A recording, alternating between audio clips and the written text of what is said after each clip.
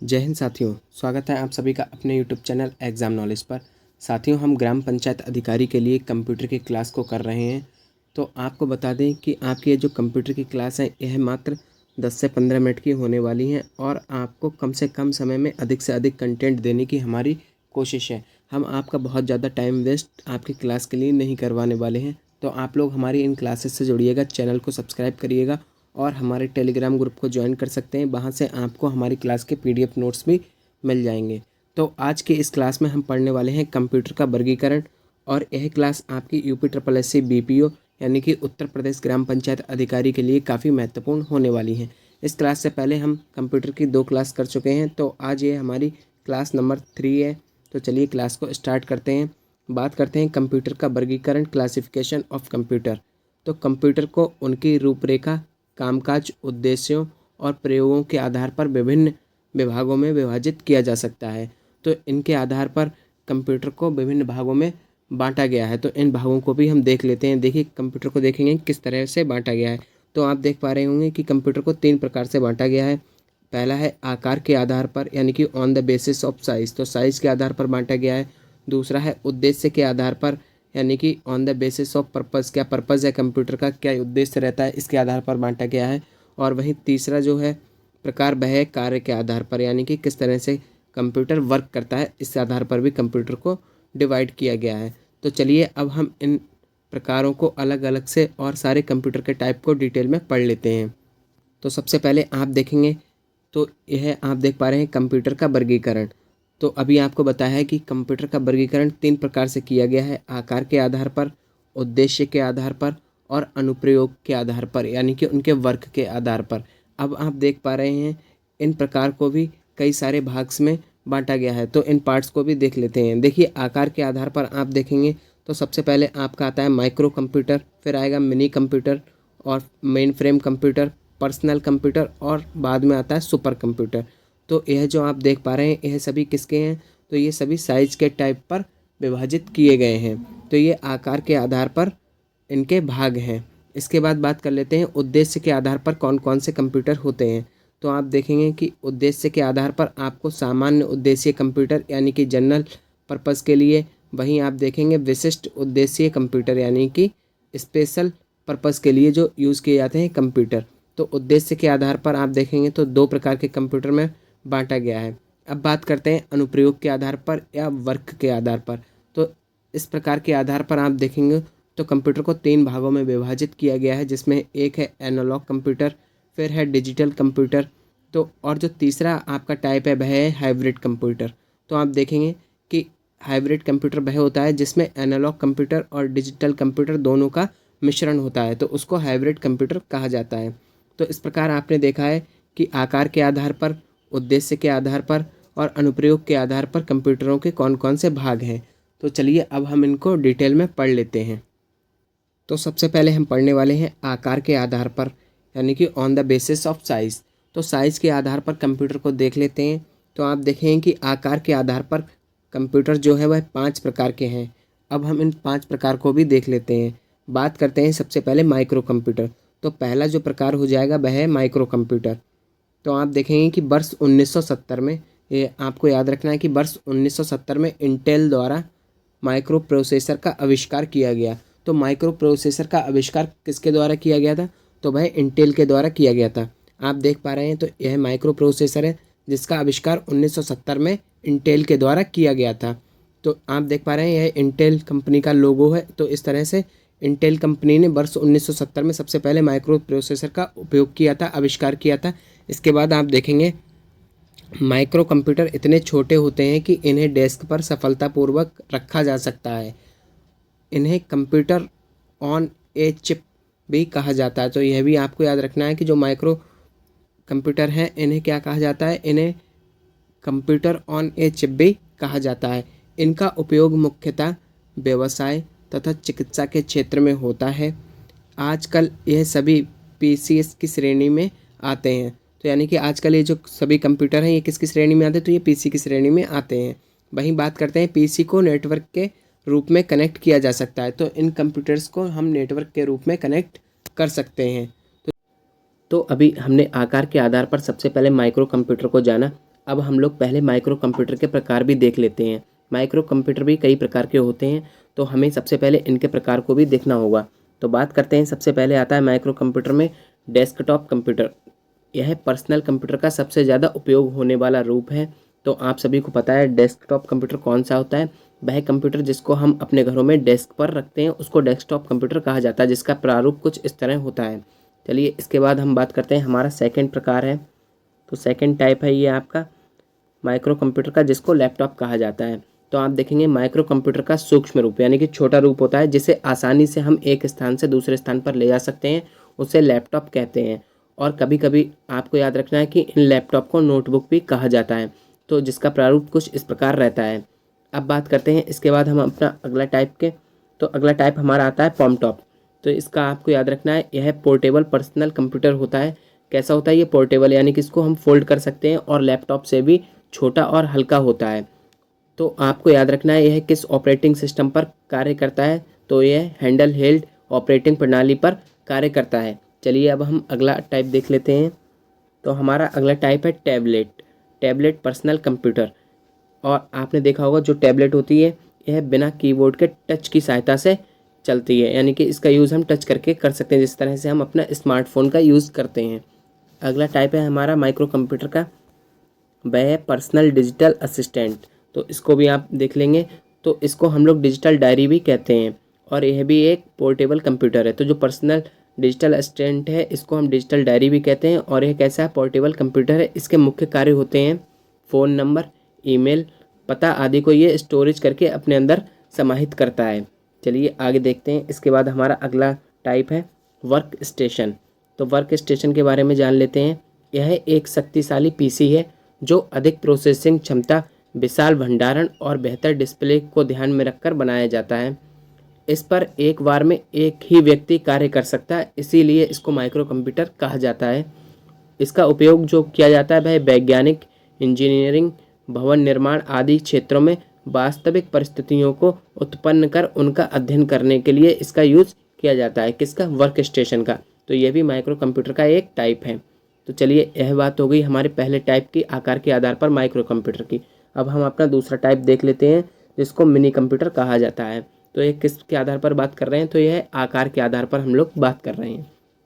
तो यह मध्यम आकार का यानी कि मीडियम साइज़ का होता है। इन कंप्यूटरों की कार्य क्षमता तथा कीमत दोनों ही माइक्रो कंप्यूटर की तुलना में अधिक होती है, जिस कारण यह व्यक्तिगत प्रयोग में नहीं लाए जाते, यानी कि इनका जो यूज़ है मिनी कंप्यूटर का, इनका पर्सनल यूज़ नहीं किया जाता है। इस प्रकार के कंप्यूटरों पर एक या एक से अधिक व्यक्ति एक समय में एक से अधिक कार्य कर सकते हैं। तो जो इन कंप्यूटर का जो उपयोग है यह प्रायः छोटी या मध्यम स्तर की कंपनियों में किया जाता है, यानी कि इनका जो उपयोग है वह स्मॉल या फिर जो मीडियम साइज़ की कंपनियां होती हैं वह करती हैं। मिनी कंप्यूटर की गति को हम 10 से 30 MIPS यानी कि मेगा इंस्ट्रक्शंस पर सेकंड में इनकी गति होती है। इसके उदाहरण के तौर पर आप देखेंगे तो HP 900, और इसके बाद आप देखेंगे तो RISC 6000, बुल HNDP X2 और AS 400 इसके एग्जाम्पल्स हैं मिनी कंप्यूटर के, ये नेम है। चलिए अब हम आगे देख लेते हैं अपना तीसरा टाइप। आकार के आधार पर हमारा तीसरा टाइप है मेन फ्रेम कंप्यूटर। आकार में अत्यधिक बड़े ये कंप्यूटर कार्य क्षमता और कीमत में भी मिनी तथा माइक्रो कंप्यूटर से अधिक होते हैं। इनका यूज़ बड़ी कंपनियों तथा बैंकों या सरकारी विभागों में एक केंद्रीय कंप्यूटर के रूप में इनका उपयोग किया जाता है। मेन फ्रेम कंप्यूटर को एक्सेस करने के लिए उपयोगकर्ता प्रायः नोड का इस्तेमाल करते हैं। तो यह आपको याद रखना है कि जो आपके मेन फ्रेम कंप्यूटर हैं इनको एक्सेस करने के लिए किसका उपयोग किया जाता है, तो नोड का उपयोग किया जाता है। वहीं बात करते हैं अधिकतर कंपनियों में मेन फ्रेम कंप्यूटर का उपयोग भुगतान का ब्यौरा रखने, बिलों को भेजने, कर्मचारियों का भुगतान करने, उपयोगकर्ता द्वारा खरीदी गई वस्तुओं का ब्यौरा रखने में इनका उपयोग किया जाता है। उदाहरण के लिए आप देखेंगे तो इन कंप्यूटर्स में CDS cyber, IBM 4381, ICL 39, UNIVAC 1110 आदि, तो यह इसके एग्जाम्पल्स हैं। तो आकार के आधार पर हमारा अगला टाइप है सुपर कंप्यूटर। इसके बारे में भी देख लेते हैं। सुपर कंप्यूटर सर्वाधिक गति, संग्रह क्षमता एवं उच्च विस्तार वाले होते हैं। तो ये सबसे बड़े होते हैं और इनकी स्पीड भी बहुत तेज़ होती है। और वहीं बात करें तो इनमें स्टोरेज की क्षमता भी बहुत अधिक होती है। इनका आकार आप देखेंगे तो एक सामान्य कमरे के बराबर होता है। और बात करते हैं विश्व का प्रथम सुपर कंप्यूटर, इसको क्रे रिसर्च कंपनी द्वारा 1976 में बनाया गया है। तो आपको यह हमने सेकंड क्लास में बताया है। तो 1976 में बनाया गया है और इस कंप्यूटर का नाम था क्रे 1। क्रे 1 हमारा सबसे पहला सुपर कंप्यूटर था। वहीं बात करते हैं भारत का पहला सुपर कंप्यूटर, तो यह परम था। भारत का पहला सुपर कंप्यूटर परम 8000 है और इसका विकास जो किया है, डेवलप किया है, सीडेक कंपनी पुणे द्वारा किया गया था। सुपर कंप्यूटर का मुख्य उपयोग मौसम की भविष्यवाणी करने, एनिमेशन तथा चलचित्र का निर्माण करने, अंतरिक्ष यात्रा के लिए अंतरिक्ष यात्रियों को अंतरिक्ष में भेजने के लिए, बड़ी वैज्ञानिक और शोध प्रयोगशालाओं में शोध व खोज करने के लिए इनका उपयोग किया जाता है। इसके उदाहरण आप देखेंगे तो सुपर कंप्यूटर के कुछ एग्जाम्पल्स हैं, परम 8000, परम 10,000, क्रे 1, क्रे 2 और एरावत। और वहीं बात करते हैं फ्रंटियर, तो प्रेजेंट टाइम में फ्रंटियर दुनिया का सबसे तेज़ सुपर कंप्यूटर है। और वहीं बात करते हैं भारत के सबसे तेज़ सुपर कंप्यूटर की, तो अभी वर्तमान में भारत का सबसे तेज़ सुपर कंप्यूटर एरावत है। आकार के आधार पर कंप्यूटर्स के भागों को देखने के बाद अब हम उद्देश्य के आधार पर कंप्यूटर के प्रकार को देख लेते हैं। तो उद्देश्य के आधार पर कंप्यूटर दो प्रकार के होते हैं। पहला है सामान्य उद्देश्य कंप्यूटर, जिसको जनरल पर्पस कंप्यूटर कहा जाता है। बात करते हैं इसके बारे में, तो सामान्य उद्देश्यों की पूर्ति के लिए इन कंप्यूटरों का प्रयोग किया जाता है। इनके द्वारा दस्तावेज तैयार करने, उन्हें छापने, डेटाबेस बनाने तथा शब्द प्रक्रिया द्वारा पत्र तैयार करने में इनका उपयोग किया जाता है। तो यह सभी कार्य कैसे हैं, सामान्य कार्य हैं और इनके लिए हम सामान्य उद्देश्य कंप्यूटर, जनरल पर्पस कंप्यूटर का प्रयोग करते हैं। वहीं बात करते हैं हमारा जो दूसरा टाइप है वह है विशिष्ट उद्देश्य कंप्यूटर, जिसको बोला जाता है स्पेशल पर्पस कंप्यूटर। तो इन कंप्यूटर्स का यूज़ विशिष्ट उद्देश्य पूर्ति के लिए किया जाता है। इनका उपयोग अंतरिक्ष विज्ञान, मौसम विज्ञान, उपग्रह संचालन, यातायात नियंत्रण, कृषि विज्ञान, इंजीनियरिंग, भौतिक तथा रासायनिक विज्ञान में शोध करना हो, उपग्रह संचालन करना हो, तो इन क्षेत्रों में इन विशिष्ट कंप्यूटर का उपयोग किया जाता है। तो यह सभी स्पेशल वर्क हैं और स्पेशल वर्क के लिए स्पेशल पर्पस कंप्यूटर का यूज़ किया जाता है। वहीं बात करते हैं, इसमें प्रयोग किए गए सीपीयू की क्षमता अधिक तीव्र है, जिस कारण विशेष उद्देश्यों की पूर्ति इन कंप्यूटर्स के द्वारा की जाती है। अब हम थर्ड टाइप यानी कि अनुप्रयोग के आधार पर कंप्यूटर्स को देख लेते हैं। तो अनुप्रयोग के आधार पर कंप्यूटर को 3 प्रकार में बांटा गया है। कौन कौन से हैं? पहला है एनालॉग कंप्यूटर, भौतिक मात्राओं जैसे कि आप देखेंगे दाब यानी कि प्रेशर, तापमान टेम्परेचर, लंबाई और पारे इत्यादि को मापकर उनके परिणाम को अंकों में प्रस्तुत करने के लिए एनालॉग कंप्यूटर का उपयोग किया जाता है। तो आपने देखा एनालॉग कंप्यूटर का उपयोग क्यों किया जाता है। अब बात करते हैं, क्योंकि ये कंप्यूटर मात्राओं को अंकों में प्रस्तुत करते हैं, इसलिए इनका उपयोग विज्ञान और इंजीनियरिंग क्षेत्रों में अधिक किया जाता है। तो एनालॉग कंप्यूटर के जो उदाहरण हैं वह हैं स्पीडोमीटर, भूकंप सूचक यंत्र। तो यह सभी किसके एग्जाम्पल्स हैं? यह एनालॉग कंप्यूटर के एग्जाम्पल हैं। चलिए अब हम अपना सेकंड टाइप देख लेते हैं। तो हमारा सेकंड टाइप है डिजिटल कंप्यूटर। बात करते हैं तो इसका यूज़ अंकों की गणना करने के लिए किया जाता है। आधुनिक युग में प्रयुक्त अधिकतर कंप्यूटर डिजिटल कंप्यूटर की श्रेणी में ही आते हैं। तो आप सभी को पता है जितने भी अभी हम लोग कंप्यूटर्स को यूज़ कर रहे हैं ये सभी किसकी श्रेणी में आते हैं? तो यह सभी डिजिटल श्रेणी में आते हैं। यह इनपुट के लिए डेटा और प्रोग्राम्स को 0 और 1 में परिवर्तित करते हैं, जिनको हम बाइनरी संख्या कहते हैं, करके इन्हें इलेक्ट्रॉनिक रूप में प्रयुक्त करते हैं। डिजिटल कंप्यूटर का उपयोग व्यापार में, घरों में, एनिमेशन के क्षेत्र में विस्तृत रूप से किया जाता है। इसके उदाहरण के तौर पर आप देखेंगे तो डेस्कटॉप कंप्यूटर और लैपटॉप, यह सभी कैसे हैं? तो यह सभी डिजिटल कंप्यूटर के एग्जाम्पल्स हैं। अब हम अपना थर्ड टाइप देख लेते हैं। तो हमारा जो थर्ड टाइप है वह है हाइब्रिड कंप्यूटर। तो इसके बारे में देखते हैं। हाइब्रिड कंप्यूटर उन कंप्यूटर्स को कहा जाता है जिनमें एनालॉग तथा डिजिटल दोनों ही कंप्यूटर के गुण सम्मिलित होते हैं, अर्थात एनालॉग तथा डिजिटल के मिश्रित रूप को हाइब्रिड कंप्यूटर कहा जाता है। तो अभी आपको बताया हाइब्रिड का मतलब ये होता है कि जो 2 या 2 से अधिक के मिक्सचर हों। तो हाइब्रिड कंप्यूटर जो है वह किसका? डिजिटल और एनालॉग कंप्यूटर का मिक्सचर है। इसके द्वारा भौतिक मात्राओं को अंकों में परिवर्तित कर उसे डिजिटल रूप में ले आते हैं। चिकित्सा के क्षेत्र में इसका सर्वाधिक उपयोग किया जाता है। तो आप इसके एग्जाम्पल के तौर पर देखेंगे ईसीजी और डायलिसिस की जो मशीनें होती हैं वह सभी हाइब्रिड कंप्यूटर के एग्जाम्पल हैं। तो बात हो गई ये हमारे कंप्यूटर के वर्गीकरण के बारे में, क्लासिफिकेशन ऑफ कंप्यूटर। अब हम थोड़ा सा कंप्यूटर के यूज़ के बारे में देख लेते हैं, कंप्यूटर का यूज़ कहाँ कहाँ किस प्रकार से किया जाता है। बात करते हैं कंप्यूटर के यूज़ के बारे में, तो सबसे पहले हम देखेंगे वायुयान तथा रेलवे आरक्षण में के क्षेत्र में इनका यूज़ कैसे किया जाता है। तो आप सभी को पता है ई रिजर्वेशन यानी कि इलेक्ट्रॉनिक जो हम लोग रिजर्वेशन करवाते हैं सीट्स का, और जो ई टिकटिंग करते हैं, इन सभी में कंप्यूटर का यूज़ किया जाता है। इसके बाद बात करते हैं एजुकेशन फील्ड में, तो जो हम बच्चों की रिपोर्ट बनाते हैं, स्टूडेंट्स की रिपोर्ट बनाई जाती है, रिजल्ट बनाया जाता है, वह और विज्ञान के प्रोजेक्ट्स बनाने में कंप्यूटर का यूज़ किया जाता है। बैंक के क्षेत्र में बात की जाए तो ई बैंकिंग प्रणाली के लिए और एटीएम में जो यूज़ होता है वह कंप्यूटर का यूज़ होता है। संचार के क्षेत्र में बात की जाए तो इंटरनेट चलाने के लिए और नेटवर्किंग के लिए हम लोग किसका यूज़ करते हैं, कंप्यूटर का यूज़ करते हैं।